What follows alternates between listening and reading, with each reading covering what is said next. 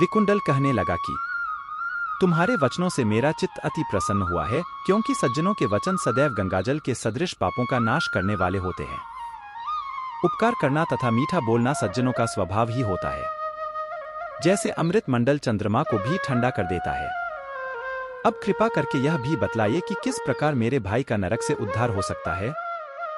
तब दूत कुछ देर ज्ञान दृष्टि से विचार कर मित्रता रूपी रस्से से बंधा हुआ बोला कि हे वैश्य, यदि तुम अपने भाई के लिए स्वर्ग की कामना करते हो तो जल्दी ही अपने 8 जन्म के पुण्य फल को उसके निमित्त अर्पण कर दो। तब विकुंडल ने कहा कि हे दूत, वह पुण्य क्या है और मैंने कौन से जन्म में और कैसे किया है, सो सब बतलाओ, फिर मैं अपना पुण्य अपने भाई को दे दूंगा।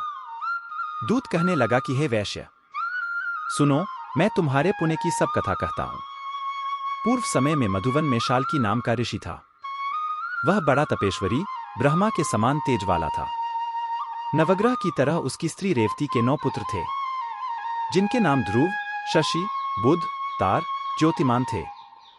इन पांचों ने गृहस्थ आश्रम धारण किया तथा निर्मोह, जितमाय, ध्याननिष्ठ और गुणातक ये चारों संन्यास ग्रहण कर वन में रहने लगे।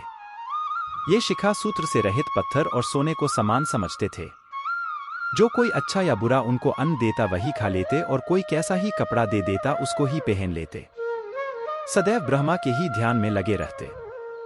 इन चारों ने व्रत, शीत, निद्रा और आहार सबको जीत लिया। बस चराचर को विष्णु रूप समझते हुए मौन धारण करके संसार में विचरते थे। ये चारों महात्मा तुम्हारे घर आए। जब तुमने मध्याह्न के समय भूखे प्यासे इनको आंगन में देखा तो तुमने गदगद कंठ से आंखों में आंसू भरकर इनको नमस्कार करके इनका बड़ा आदर सत्कार किया। इनके चरणों को धोकर बड़े प्रेम से तुम इनसे कहने लगे कि आज मेरे अहोभाग्य हैं, आज मेरा जन्म सफल हुआ, मुझ पर भगवान प्रसन्न हुए, मैं सनाथ हुआ। मेरे माता, पिता, पत्नी, पुत्र, गौ आदि सभी धन्य हैं, जो आज मैंने हरि के सदृश आपके दर्शन किए। सो हे वैश्य, इस प्रकार तुमने श्रद्धा से उनका पूजन किया और चरण धोकर जल को मस्तक से लगाया। फिर विधिपूर्वक इनका पूजन करके तुमने इन सन्यासियों को भोजन कराया। इन सन्यासियों ने भोजन करके रात को तुम्हारे घर में विश्राम किया और ब्रह्मा के ध्यान में लीन हो गए। इन सन्यासियों के सत्कार से जो पुण्य तुमको मिला सो मैं भी कहने में असमर्थ हूं, क्योंकि सब भूतों में प्राणी श्रेष्ठ है। प्राणियों में बुद्धि वाले, बुद्धि वालों में मनुष्य, मनुष्यों में ब्राह्मण, विद्वानों में पुण्यात्मा और पुण्यात्मों में ब्रह्मज्ञानी सर्वश्रेष्ठ है। सी ही संगति से बड़े बड़े पाप नष्ट हो जाते हैं।